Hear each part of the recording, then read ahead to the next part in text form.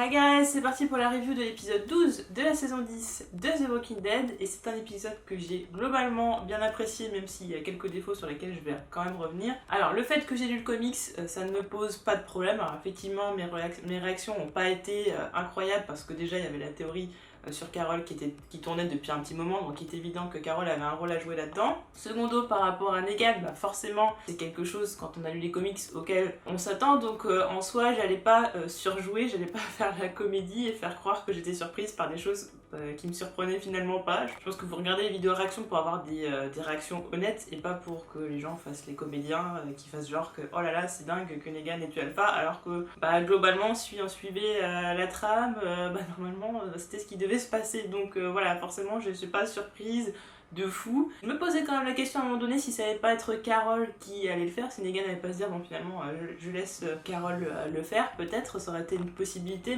Maintenant effectivement la théorie par rapport au fait que c'est Carol qui a libéré Negan pour qu'il puisse faire tomber Alpha tout simplement, ça semblait au fur et à mesure des épisodes de plus en plus crédible et forcément elle avait un rôle à jouer là-dedans, donc oui, par rapport à ça j'étais pas surprise. Après il y a quand même tout un tas de choses qui m'ont fait ressortir des émotions, notamment le passage avec Earl, je vais y revenir, notamment par rapport à Gamma, même si c'est une émotion négative, bon pour le coup ça je l'ai pas vu venir. Après par rapport aux comics, moi ça m'embête vraiment pas de savoir à peu près ce qui va se passer pour certaines choses parce que c'est pas à tous les épisodes, ça arrive par moment dans la saison, c'est vraiment des petits moments. Alors effectivement on va bifurquer dans la série par rapport aux comics et à un moment donné où faut que les points se rejoignent entre guillemets, c'est à dire qu'il y a des gros événements, on peut pas faire vraiment autrement dans la série par rapport aux comics. Souvent les personnages sont échangés, ça c'est vrai, et c'est pour ça qu'on peut se poser des questions si finalement tel événement va pas arriver par quelqu'un d'autre, donc on peut quand même être surpris. Donc en soi rassurez-vous, ça me pose pas de problème d'avoir lu le comics avant parce que voilà, ça empêche pas d'être surprise sur tout un tas de choses, notamment quand ils échangent les personnages, notamment quand ils amènent vers d'autres directions, quand ils ajoutent beaucoup de choses parce qu'ils ajoutent aussi des intrigues par moment, donc non, en soi ça me dérange pas du tout. Concernant un certain spoiler comics que j'aurais dévoilé dans la vidéo réaction, en fait c'est pas un spoiler comics, alors c'est par rapport à l'identité de Beta dont je parle dans la vidéo réaction. En fait son identité a été révélée depuis pas mal de temps déjà maintenant, ça fait plusieurs mois je crois, notamment pour ceux qui ont vu Fear, il y a déjà un petit moment, et puis je pense que tout un tas de personnes ont fini par apprendre sa réelle identité. Il faut savoir que son identité dans la série n'est pas la même que dans le comics, donc il s'agit pas en fait d'un spoiler comics. Effectivement pour ceux qui ne regardent pas Fear ou qui n'ont pas eu connaissance de cette info, forcément vous étiez pas au courant, et dans ce cas j'en suis vraiment désolée si je vous ai spoilé par rapport à ça. Ça n'est en aucun cas un spoiler comics, et dans tous les cas je ne vous spoil jamais les événements du comics dans mes reviews, je ne vous spoil jamais ce qui va se passer par la suite, parce que sinon j'aurais pu très bien vous spoiler que Negan allait tuer Alpha ou tout un tas de choses. Par exemple pour la communauté de la radio, je sais très bien quelle communauté c'est, je ne vous l'ai pas dit. Donc voilà, on va fermer la parenthèse. Donc l'épisode commence là où on s'était arrêté, c'est-à-dire la colline qui est en flammes, c'est le vrai bordel. En soi, toute cette partie-là, j'ai vraiment adoré, et ce qui est pour moi le plus gros bémol de l'épisode, c'est que ça n'a pas été assez long, qu'on a une espèce de time jump de quelques heures où on sait pas trop ce qui s'est passé. Alors techniquement c'est intéressant parce qu'on sait pas trop où sont les personnages, s'ils sont en danger ou quoi que ce soit, mais j'aurais préféré que toute cette bataille à la colline dure plus longtemps parce qu'on a un tout petit passage de l'épisode d'avant, un tout petit passage de cet épisode là, et ça en fait quelque chose de très court. Quand on a un petit peu fin d'action, c'est un peu dommage. Maintenant, comme dans l'épisode, il y a des retournements de situation, il y a des moments assez poignants, des moments assez cruels, du coup ça relève un peu le truc, mais j'avoue que j'étais quand même déçue parce que c'est quelque chose que j'attendais énormément, et graphiquement dans le comics c'est vraiment quelque chose de fou, il y a vraiment des images de malade. Par contre c'était l'occasion d'amener des plans qui étaient très sympas, notamment les rôdeurs en flammes comme ça qui rentrent dans la colline et qui enflamment la colline. C'était je trouve une idée, c'était juste dingue de voir ça, qu'au final il n'y a pas seulement les chuchoteurs qui attaquent, il n'y a pas seulement la menace des rôdeurs, c'est cette combinaison aussi des deux qui fait que ça peut être dévastateur puisque les rôdeurs sont enflammés et peuvent propager le feu dans la colline, donc on voit la maison en flammes. Enfin c'est vraiment, comme je dis dans la vidéo réaction, on est clairement sur l'apocalypse une deuxième fois quoi, on est vraiment sur tout un monde qui est en train de s'écrouler, toute une communauté qui est en train de s'écrouler, et on espère qu'il y a beaucoup de gens qui vont en sortir en vie. Il y avait un plan aussi qui m'a beaucoup marqué, c'est donc ils tuent les rôdeurs et tout ça, ça fait une barrière de rôdeurs et on a toute une horde derrière, et le plan est juste fou. C'était quelque chose d'assez impressionnant et je trouve qu'ils ont pas mal osé. Autre moment marquant au début d'épisode, c'est Magna qui arrive parmi les rôdeurs. Alors si vous regardez mes lives Twitch, j'avais parlé du fait que je pouvais penser que ce soit que Magna ou Connie puissent, ou voir les deux, mais bon ça m'aurait quand même étonné, puissent être mortes, et se mélangerait à la Horde, tout comme c'est arrivé par exemple pour Sophia. Je me suis dit que c'était quelque chose de probable. Alors quand du coup je vois Magna comme ça, sur le moment je crois vraiment qu'elle est morte et du coup je me dis bah ma théorie était bonne.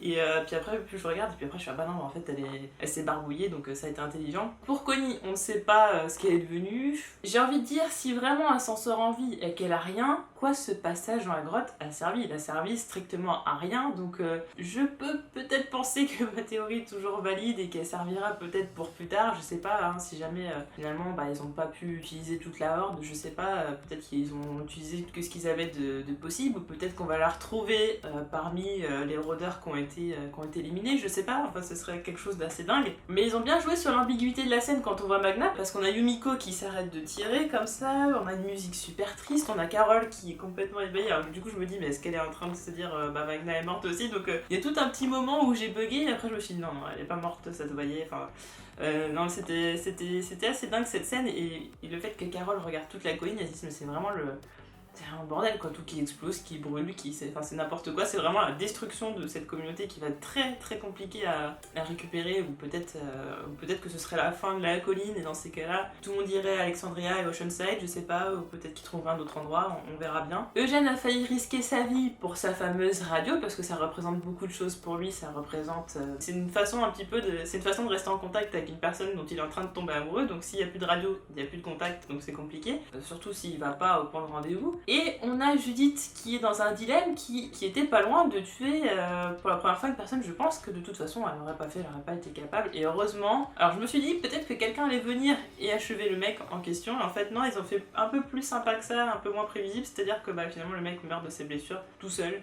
Du coup, Judith n'a pas à se souiller, hein, entre guillemets, n'a pas à perdre son innocence, entre guillemets aussi. Et ça, j'ai trouvé ça bien parce que ça fait quand même un petit peu jeune pour tuer les gens, je trouve. Voilà, les rôdeurs, c'est une chose, mais alors les gens, c'est un peu tôt. Puis, je sais pas, vraiment cette douceur, ce côté innocent, malgré le fait que ce soit l'apocalypse et qu'elle soit obligée de tuer des rôdeurs et tout ça, mais il y a quand même ce côté encore tellement gentil, tout ça, donc ça aurait été dommage qu'elle perde tout ça. D'ailleurs, pour parler de Judith, il s'est passé ce que je pensais, c'est-à-dire que Ezekiel allait flancher, hein, tout simplement, on le retrouve sous les décombres, bon il est vivant donc je suppose qu'il s'est évanoui, je sais pas trop ce qui s'est passé, mais en tout cas soufflé par l'explosion et puis plus la fatigue parce qu'il est malade et tout ça, donc voilà, en tout cas il a pas mené à bien sa mission. Ça semblait logique tout simplement parce qu'on n'arrêtait pas de montrer quand il était en train de se battre face au Rhoder que il avait du mal, donc quand c'est Daryl qui lui confie le rôle de garder les gosses, on se dit ça va mal se passer, il va pas réussir à faire ça correctement. Du coup c'est Earl qui a pris le rôle du gardien d'enfant. Je me doutais qu'il allait mourir parce que il y avait tout un tas de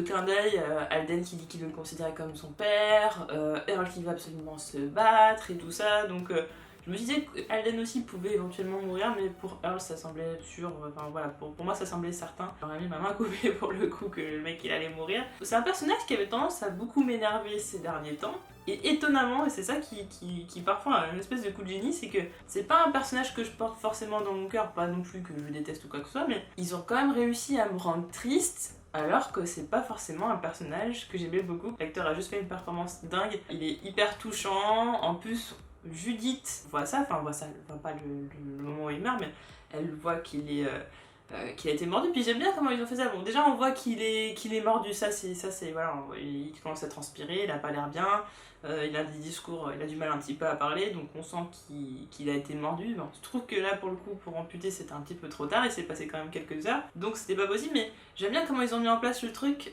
qu'il allait se tuer lui-même, c'est-à-dire qu'il a fait ça avec les moyens du bord, et en plus la façon dont il fait son DIY là, donc dont il fait son arme mortelle hein, pour lui-même, son arme de suicide, c'est-à-dire de mettre le piqué là dans la table, mais en fait ça fait que ça dure quelques secondes et on se demande en fait qu'est-ce qu'il fait avec ça, et puis quand on voit le truc dépasser on comprend que évidemment il va se suicider, mais le fait de l'amener comme ça tout doucement, on se pose des questions, mais qu'est-ce qu'il fait, qu'est-ce qu'il prépare, est-ce qu'il prépare des défenses ou tout ça, et puis on voit le truc dépasser, bon ok le mec il va essayer de se tuer, et du coup ce dialogue avec Judith donc il lui donne de la force et tout ça, puis ce moment très triste où elle se dit bah ouais mais il va être tout seul dans son coin à mourir et tout ça, enfin lui qui fait le brave, enfin c'est très triste, on la voit pleurer, c'est quand même pas facile de dire au revoir à quelqu'un qu'elle est connu et tout ça, c'est compliqué pour un enfant de son âge de dire au revoir, d'être face à la fatalité tout simplement. Et ouais c'était une scène très touchante, moi franchement ça m'a pris au trip, alors que bon, alors je sais pas, enfin, je veux dire, dans 2 épisodes j'aurais totalement oublié, mais la scène en soi était très bien faite, Et par contre, j'ai pas trop compris comment il avait loupé le cerveau en fait, parce que on voit que... Alors déjà, la première réflexion que je me fais, c'est que donc on voit qu'il a fait son truc, alors je suis contente qu'on ait pas vu le truc, parce que je pense que ça aurait été traumatisant. Et là pour le coup, il y avait Judith, il y avait ce personnage qui était brave et tout ça, qui doit mourir et donc endommager son cerveau pour protéger les enfants, et j'aurais trouvé ça terrible si on avait vu en plus comment il le fait, au moment où il se met la tête sur le piquet, ça aurait été... non, ça serait pas passé, clairement. J'aurais trouvé ça de trop, contrairement à d'autres choses, mais bon, ça on va en parler plus tard. Mais pour le coup, j'ai pas compris parce que une partie du piquet qui est pleine de sang, mais à côté, sa tête elle est à côté. Moi je pensais vraiment qu'il allait s'empaler la tête quoi, complètement, et que sa tête allait rester dans le truc. Et non, en fait, il est sur le côté, donc je me dis c'est loupé, mais dans quelle mesure, comment il s'est loupé, j'ai pas tellement compris en fait. J'ai l'impression qu'en fait il est pas allé assez profondément, ou il l'a fait sur le côté, je sais pas trop comment il s'est débrouillé, mais en tout cas il a pas assez endommagé le cerveau pour qu'il ne revienne pas tout simplement. Donc ouais, c'est un peu confus par rapport à ça, mais en soi c'est intéressant, et le fait qu'on a l'impression que Daryl va arriver à temps pour aider Judith alors qu'en fait pas du tout, et qu'elle a réglé le problème toute seule sans aucun problème, ça aussi c'était sympa parce que ça aurait pu être tellement prévisible qu'il vienne l'aider, tout ça, qu'elle soit en danger. De toute façon on sait que Judith a l'immunité, le totem d'immunité, donc on sait qu'elle va pas crever très clairement, et puis le fait qu'il la réconforte, ça encore, ça encore une fois, bon c'est mignon, c'est tout Daryl, et non, c'était toutes ces parties-là étaient vraiment très touchantes. Du côté de Mary, Gamma, on se retrouve avec le trio Alden, Kelly et Mary. Donc on a cette espèce de dispute, alors je me suis dit encore Alden qui va être relou, et puis il va pas vouloir, et puis finalement à la fin elle se rend compte qu'elle est gentille, ou alors j'étais partie sur un délire possible où elle pouvait être schizophrène. Je pense que je veux absolument un personnage comme ça d'ici la fin de la série, qui change de personnalité comme ça là, je sais pas, quelque chose de... Ça serait vraiment dingue, j'ai vraiment envie de voir ça, le personnage auquel on fait confiance, et puis finalement il fait un truc de ouf, il se rend pas compte, et puis l'emmerde devient normale, j'adorerais un personnage comme ça, j'espère vraiment qu'on verra ça. On se rend compte que Mary connaît quand même très bien son neveu, qu'elle l'a aidé à s'endormir, en tout cas, soit elle a bien observé sa soeur, soit en tout cas elle a bien aidé, donc ça veut dire que ça lui tenait quand même beaucoup à cœur qu'il aille bien, donc en soi on sent que ses intentions étaient totalement sincères. Donc elle donne des petits conseils, finalement bon, elle arrive à s'en occuper elle-même, puisqu'Alden finit par lui faire confiance. Et puis on a toute la petite discussion avec Kelly, notamment quand elle dit oui ta sœur c'est tout pour toi, ça la renvoie un petit peu à elle-même et au fait que sa sœur lui manque, que c'est tout pour elle, donc on sent que si Connie ne revient pas, ça va être un déchirement pas possible, et ça va nous faire énormément mal au cœur pour Kelly, je sais pas du tout comment elle va s'en remettre et tout ça, ça va être très très très difficile. Mary qui va donc faire diversion auprès des rôdeurs, les tuer, et qui va se faire mordre. Alors pour le coup je l'ai pas vu venir, on va pas se mentir, surtout que les rôdeurs qu'elle élimine, de ce qu'on voit, ne l'ont pas mordu, donc je suppose que ça s'est passé un tout petit peu avant, donc on est sur une scène un peu à la Carl, très clairement, je me rends compte après coup que j'ai été mordue, mais voilà, sur le moment je vous montre pas tout de suite les téléspectateurs, je vous montre un petit peu après. Bon là c'est dans le même épisode au moins, comme ça voilà, c'est sûr. Donc dans tous les cas, là c'était mordu au cou, on voit pas trop comment elle aurait pu s'en sortir, ça c'est clair, mais pour moi dans ma tête à ce moment là c'était pas comment dire, c'était pas défini, c'est à dire que le temps que j'encaisse le fait qu'elle était mordue, il y avait déjà Beta qui venait pour la poignarder, et bizarrement le fait que Beta la poignarde, il n'y avait plus de retour en arrière possible. Alors que dans tous les cas, quand elle a été mordue, il n'y en avait plus non plus, mais ça m'a fait plus tilt dans ma tête quand elle a été poignardée, parce que je dis ouais c'est définitif, et le personnage, adios. Donc, très énervée, très saoulée, parce que quand je vois Dante et Gamma, c'était 2 personnages que je voulais voir être développés, qui finalement ne l'ont pas été. Pour le coup, Gamma, je m'étais posé la question, on en avait parlé d'ailleurs dans les lives, je me disais c'est quand même bizarre parce qu'en tant que personnage, elle est pas forcément beaucoup développée, à part, elle a tué sa sœur et elle veut voir son neveu, en dehors de ça, on la développait pas vraiment en tant que personnage, notamment dans le relationnel avec les autres personnages, il y avait pas, on n'y allait pas vraiment beaucoup, mais j'avais un petit peu quand même d'espoir par rapport au fait qu'elle ait sauvé Rosita et tout ça, donc je me suis dit peut-être que finalement on peut développer ce personnage et il peut rester dans la série, et moi j'avais beaucoup apprécié ce face-à-face avec Beta, tout ce qu'elle a fait par rapport à ça, vraiment c'est là où j'ai trouvé que le personnage s'est révélé, et encore une fois, dommage parce que c'est un personnage qu'on jette à la poubelle et ça commence à être très frustrant parce que les personnages qui restent, j'ai du mal quand même à m'intéresser à beaucoup de personnages. Je trouve ça très long, il y a des personnages qui se révèlent un petit peu, comme par exemple je commence à bien apprécier Kelly par exemple récemment. Mais ouais, ça fait 2 fois. Dante, c'est un personnage que je trouvais vraiment sympathique et qui apportait un petit peu de fraîcheur et tout ça. Je sais pas, le petit bagou et tout, c'est un truc qui manquait un petit peu je trouve dans cette série. Bon non, et puis Gamma, voilà, le personnage un peu, ouais, je sais pas, un petit peu mystérieux, je sais pas, j'aurais voulu voir comment elle allait s'intégrer, tout ça, et puis là on nous a fait un truc un petit peu bateau, oui on me prend pour une méchante, et puis au final je leur sauve la vie, encore une fois. Ça fait 2 fois du coup en très peu d'épisodes, pour qu'au final elle meure de la main de Beta. Ouais, c'est frustrant, parce qu'en plus encore une fois il arrive à ce qu'il veut, même si à la fin elle va quand même perdre quand même quelque chose d'énorme, mais c'est très frustrant, ouais, c'est très frustrant parce que c'est un personnage qui méritait d'être développé. Puis là, pour le coup, il y a très peu de morts, une mort très marquante, 2 morts relatives, très clairement. Donc du coup, on garde tout un tas de personnages, donc beaucoup de personnages dispensables. Qu'est-ce que vous allez faire en fin de saison? Va falloir qu'il se passe quelque chose, va falloir intégrer de nouveaux personnages. À chaque fois que vous intégrez dans la série de nouveaux personnages, ne nous les faites pas crever quelques épisodes après. Donc ouais, très déçu par rapport à Gamma. Maintenant, la scène dans laquelle Alden va éliminer quand elle se transforme en rôdeur, j'ai trouvé ça intéressant parce que Beta elle est arrivée à ses fins, c'est-à-dire que ce soit vivante ou non. De toute façon, il voulait que Gamma meure, mais du coup, il voulait qu'elle marche avec eux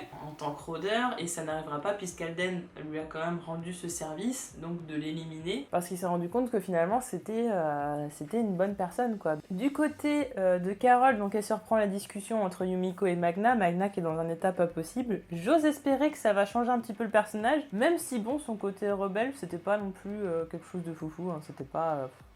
Je veux dire, d'accord, à un moment donné, elle montrait qu'elle était pas contente. On n'était pas comme du Carol qui mettait tout le temps les gens en danger et tout ça parce qu'elle écoutait jamais, qu'elle voulait sa petite vengeance personnelle. Là, on était sur un petit tempérament fougueux, mais ça restait quand même assez tranquille, je trouve. On aurait pu aller plus loin là-dessus pour que, justement, s'il y a changement de caractère, ça soit un minimum impactant, parce que là, si elle devient gentille, bon, on va dire ok, de toute façon, elle était quasiment inexistante. Donc, est-ce qu'un changement de caractère, on va en avoir quelque chose à faire? Je suis pas trop sûre, à moins que vraiment on développe un max le personnage, mais il va falloir élaguer un peu le nombre de personnages, il y en a quand même un peu beaucoup trop, je trouve. Donc, ouais, c'est un peu compliqué. Donc, Carol qui va se prendre une baigne par Yumiko, complètement mérité, et ça fait du bien. Carol qui a l'impression qu'elle aura jamais ce qu'elle veut. Alors c'est intéressant parce que quand on apprend que ce complot Negan, Carol et du coup est vrai, on se pose tout un tas de questions, c'est-à-dire que finalement tout le reste me semble pire, c'est-à-dire que tous les risques qu'elle a pris me semblent encore pires, sachant qu'elle avait prévu que Negan infiltre les chuchoteurs, c'est-à-dire qu'elle a pris des risques quand même inconsidérés, alors que de toute manière, il y avait un plan qu'elle avait déjà mis en place et que de toute façon lui il travaillait dans ce sens-là. Alors peut-être qu'elle a eu des doutes et qu'elle s'est dit que finalement peut-être il avait rejoint le camp des chuchoteurs et elle a pu se poser la question. Je pense qu'on va sûrement l'aborder, j'espère en tout cas dans l'épisode 14, mais du coup s'il y a déjà un plan en place, pourquoi tu vas prendre des risques pas possibles pour tuer quelqu'un alors qu'il y a quelqu'un d'autre qui est censé le faire et qui est encore mieux placé que toi parce qu'il est en train d'incruster justement une communauté, donc c'est même encore pire en fait. Et je pense que même en revoyant les épisodes, il y a moyen que je trouve ça incohérent par rapport à certaines de ses réactions, certains de ses comportements. On peut se dire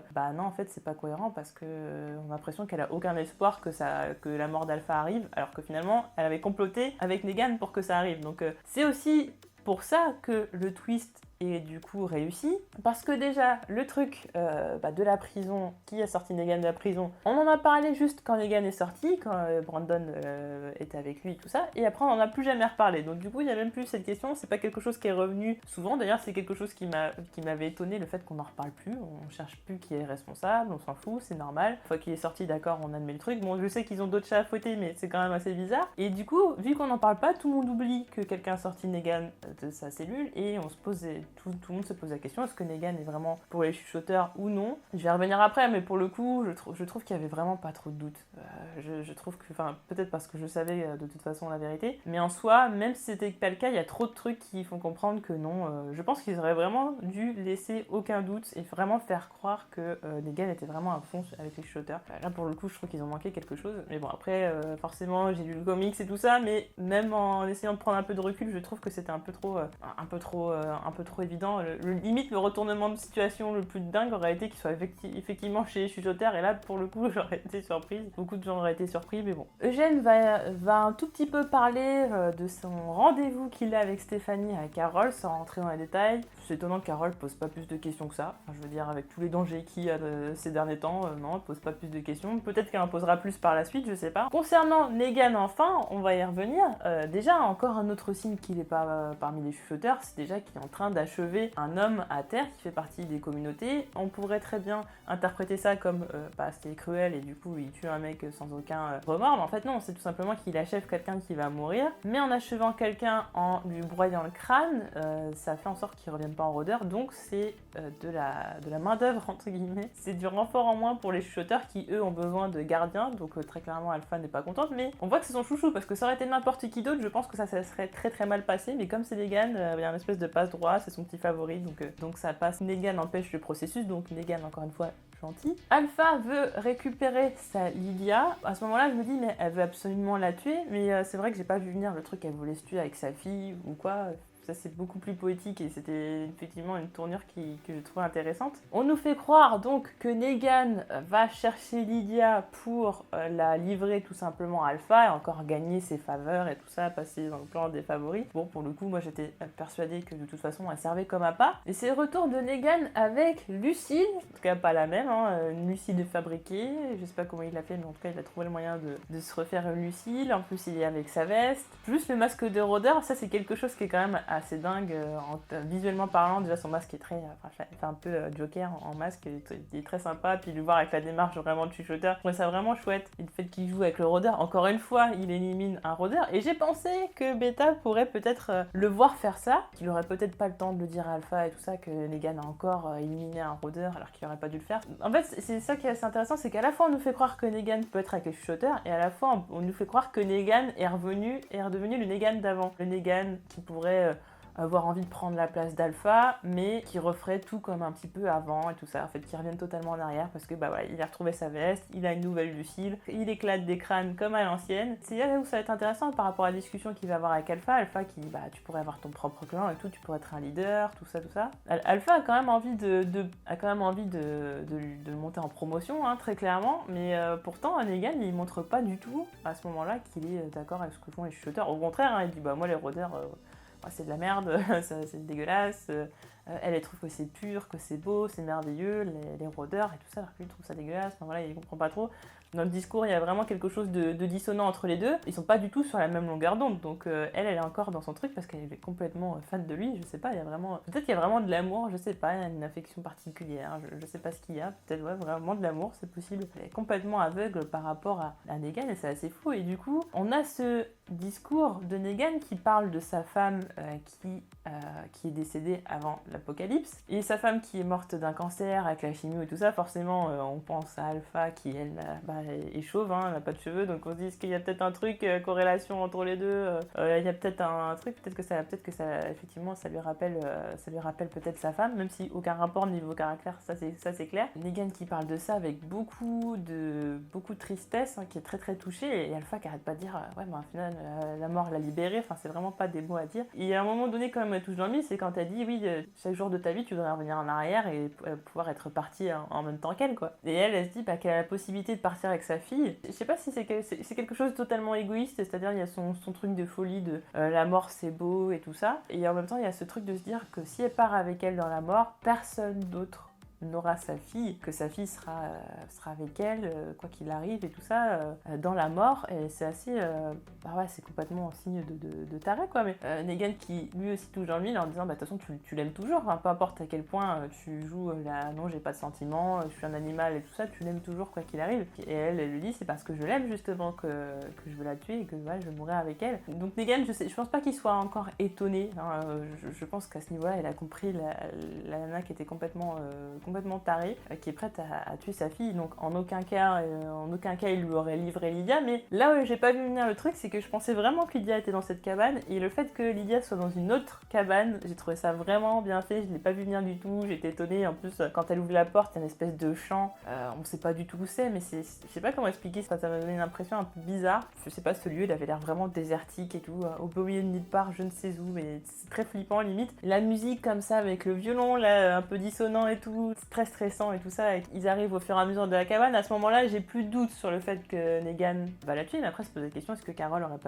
n'aurait pas pu intervenir juste avant que ça arrive, je sais pas, pour le faire elle-même, quel double Negan à ce moment-là, je sais pas. Mais c'est Negan qui va finalement tuer Alpha. Je pense que du coup, ça a surpris tout un tas de personnes. Je pense que de toute façon, c'est un épisode qui, quand vous n'avez pas lu le comics, je pense que vous l'avez énormément apprécié, parce que le retournement de situation, quand vous le voyez pas venir, doit être fou. Après, il y a quand même pas mal de personnes qui m'ont dit en commentaire qu'ils n'ont pas lu le comics et qui avaient vu venir le truc. Donc d'où le fait aussi que je vous dise que voilà, c'est pas forcément que le comics qui fait que voilà, parce qu'on aurait très bien pu partir sur notre direction, mais le comics plus l'avancée des épisodes laissait penser qu'effectivement ça allait quand même se passer comme ça, que de toute façon pour moi Negan a toujours été du côté des gentils. Et ouais, cette scène était assez dingue, Alpha qui se retourne, Negan qui lui donne un coup à la gorge, et je me suis posé la question, est-ce qu'on va le voir découper la tête d'Alpha?